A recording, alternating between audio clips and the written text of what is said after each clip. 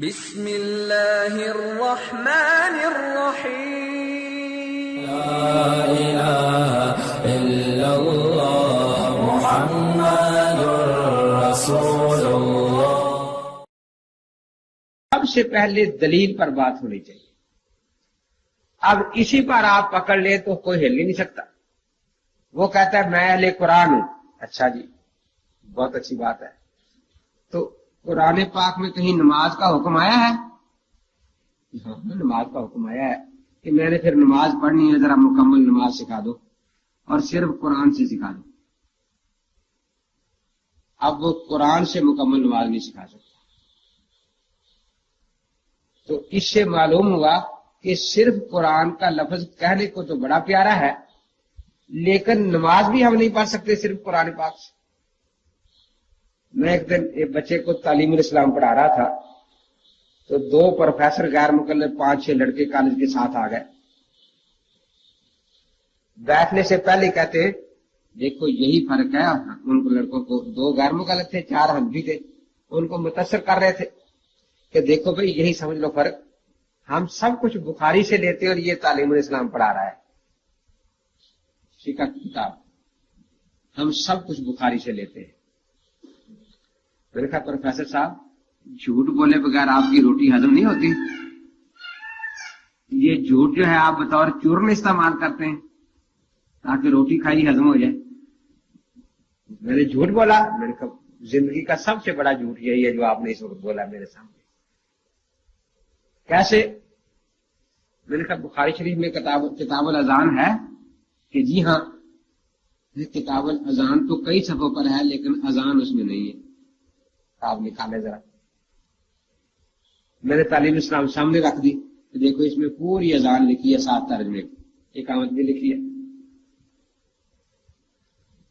میں نکال کے دکھاتا ہوں، میں بسم اللہ۔ وہ جو پروفیسر تھے ان کو ہم نے عربی بخاری دے دی، طالب علم پھر اردو رکھی تھی وہ دے دی۔ میں نے کہا نکالو بھائی، نکالتے رہے، مل گئی۔ اچھا کیا ملا؟ کہ اذان جو ہے یشفع الاذان یوتر الاقامہ، اذان ڈبل ہونی چاہیے، اقامت اکاری ہونی چاہیے۔ کیا مطلب؟ اذان کہانی ہے تو 2 دفعہ کہا جائے اذان اذان، اور اقامت کہتے 1 دفعہ کہہ دیا جائے اقامت، تو نہیں کلمات کو دوہرا کرنا ہے۔ میں نے وہ نکالے کہ ہیں بخاری میں، تو وہ ساری دنیا کو معلوم ہے۔ میں نے کہا دنیا کو فقہا نے بتائے ہیں، بخاری نے نہیں بتائے۔ میں نے کہا دیکھیے نماز جنازہ تعلیم اسلام میں نے کہا کتاب العیدین ہے نا بخاری میں، کہ جی ہاں۔ میں نے کہا نماز عید کا طریقہ نکال دیں بخاری سے۔ کتاب العیدین ہے بخاری شریف میں لیکن عید پڑھنے کا طریقہ بخاری شریف میں نہیں ہے۔ دیکھتے رہے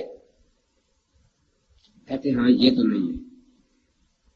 میں نے کہا کتاب الجنائز ہے بخاری میں، کہ جی ہاں۔ میں نے کہا جنازے کا طریقہ نہیں ہے، باقی سب کچھ ہے اس میں، یہ جنازہ کیسے پڑھنا ہے، اور یہ تعلیم الاسلام میں 3 سطروں میں جنازے کا طریقہ لکھا ہے کہ یوں پڑھنا ہے۔ تو ہمیں تو کوئی جھجک نہیں ہے، ہم تو کہتے ہیں ٹھیک ہم یہاں سے مسئلے لیتے۔ مجھے کہتا ہے اچھا میں نکالتا ہوں، میں نے نکالو۔ دیکھتا رہا وہ نجاشی والی حدیث آ گئی کہ حضرت نے 4 تکبیریں کہیں جنازے پر، مل گیا جی جنازہ مل گیا۔ میں نے کہا کیا ملا؟ کہ حضرت نے جنازے میں 4 تکبیریں کہیں، تو میں نے اس کی طرف منہ کر کے 4 دفعہ کہا اللہ اکبر اللہ اکبر اللہ اکبر اللہ اکبر۔ میں نے کہا آپ کا جنازہ ہو گیا یا نہیں؟ ابھی کمی ہے، پورا تو نہیں ہوا نا۔ تو میں نے کہا پھر جنازہ تو نہ نکلا نا۔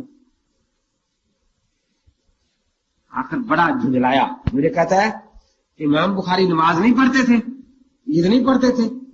ان کا بخاری سامنے رکھ کر تو بالکل نہیں پڑھتے تھے، پکی بات ہے۔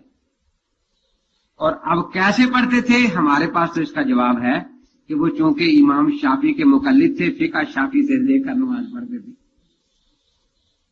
فقہ شافعی سے دیکھ کر وہ جنازہ پڑھتے تھے، عید پڑھتے تھے۔ آپ بتائیں کہ آپ ان کو مقلد بھی نہیں مانتے اور بخاری میں ہے نہیں نماز پڑھنے کا طریقہ۔ سبحانک اللہم پوری بخاری میں کہیں نہیں، سبحان ربی العظیم پوری بخاری میں کہیں نہیں، سبحان ربی الاعلی بخاری میں نہیں۔ عجیب بات یہ ہے کہ سیاستہ آپ پڑھ رہے ہیں، سیاستہ والوں میں یہ سارے حدیث لہے انما الاعمال بالنیات، لیکن کتاب الصلاۃ میں کوئی بھی نہیں لایا اس کو بالکل.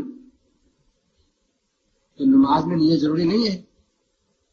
نسائی وغیرہ وضو میں لا رہے ہیں، کیونکہ اختلاف ہے نا امام شافعی سے وضو کی نیت کے بارے میں. تو اپنے ائمہ کا لحاظ باندھ کر یہ باب باندھتے ہیں نا حضرات، اپنے ائمہ کے اعتبار سے. کتاب الصلاۃ میں پوری سیاستہ میں انما الاعمال بالنیات نہیں ہے.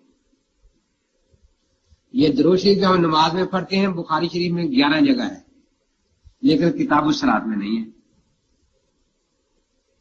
بلکہ کوئی حدیث بھی نہیں کہ نماز میں درود پڑھنا چاہیے، بخاری شریف میں کوئی حدیث نہیں ہے. تو میں نے کہا امام بخاری رحمۃ اللہ تعالی علیہ تو مقلد تھے امام شافعی رحمۃ اللہ علیہ کے، وہ ان کے طریقے پر ان کی فقہ کے مطابق نماز پڑھتے تھے. یہ کوئی قرآن حدیث میں ہے کہ وہ مقلد تھے؟ میں نے کہا چلو آپ قرآن حدیث سے دکھا دیں کہ وہ غیر مقلد تھے.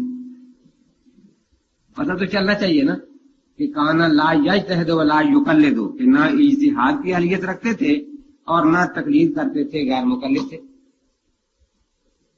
کہ نہیں قرآن حدیث میں تو نہیں، لیکن آپ یہ الفاظ دکھائیں کہ امام بخاری نے خود کہا ہو انا مقلد، میں مقلد ہوں. میں نے کہا اس کا مطلب ہے آپ صرف اقرار کو مانتے ہیں، شہادت کو نہیں مانتے. نہیں بس یہ دکھا دے، یہ دکھا دے کہ انہوں نے کہا ہو انا مقلد. میں نے کہا آپ پہلے یہ دکھائیں کہ بخاری نے کہا ہو انا مسلم، میں مسلمان ہوں. بخاری نے کہا ہو انا محدث، میں محدث ہوں. جب ان کا مسلم ہونا بھی اقرار سے نہیں شہادت سے ثابت ہے، جب ان کا محدث ہونا بھی اقرار سے نہیں شہادت سے ہی ثابت ہے، تو آخر یہ مقلد کے لیے شہادت کیوں کافی نہیں ہے؟ جس دلیل سے ان کا مسلم ہونا ثابت ہے، جس دلیل سے ان کا محدث ہونا ثابت ہے، اسی دلیل سے ان کا مقلد ہونا بھی ثابت ہے. طبقات شافعیہ میں دوسری جلد میں پہلا ترجمہ امام بخاری رحمۃ اللہ تعالی علیہ کا ہے.